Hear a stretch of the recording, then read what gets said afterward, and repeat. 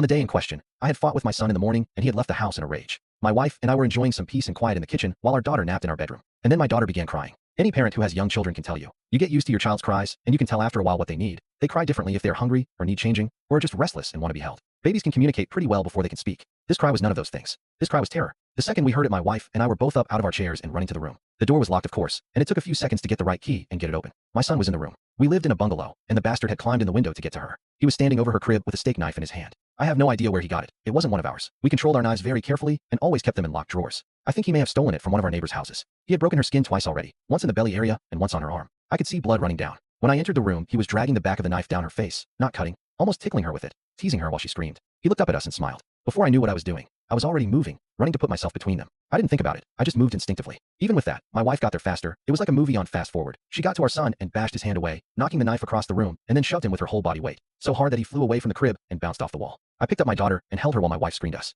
I could see her shaking, almost convulsing. I can remember the smell of the room, the sound of my daughter screaming and wailing. The look on my son's face as he stood there. Just nothing. Blank. Dead. There was nothing in his eyes, no emotion. He looked like an alien to me. I watched my wife take a step toward him. I could have reached out and stopped her, but I didn't. She stepped forward again, very close to him. I could have stopped her again, but I didn't. She waited, looking at him for maybe 3 to 5 seconds without moving, and then she punched him in the face. Now until this point, you may have been picturing my wife as a typical woman, small frame, dainty, delicate. This is not the case. My wife does have a small frame, but dainty and delicate she is not. Never has been since I've known her. Since her early teens, my wife has been a boxer. MMA didn't exist back then, but karate and boxing were big in those days, and my wife was a very talented amateur. She was about 130 pounds. She carried a lot of muscle, and she knew how to punch. I had 70 pounds on her back then, and I have no doubt that in a real fight between me and her she could have, and would have pounded me flat. Neither of us had ever laid a hand on our son in anger before, but something broke in her that day, and all the years of anger and pain and sorrow and frustration just came pouring out. When she hit him, his head snapped back and blood started pouring out of his nose. He hardly reacted. He just looked at her with this shocked expression like he didn't know how to process what had just happened. She waited another second, and then she hit him again.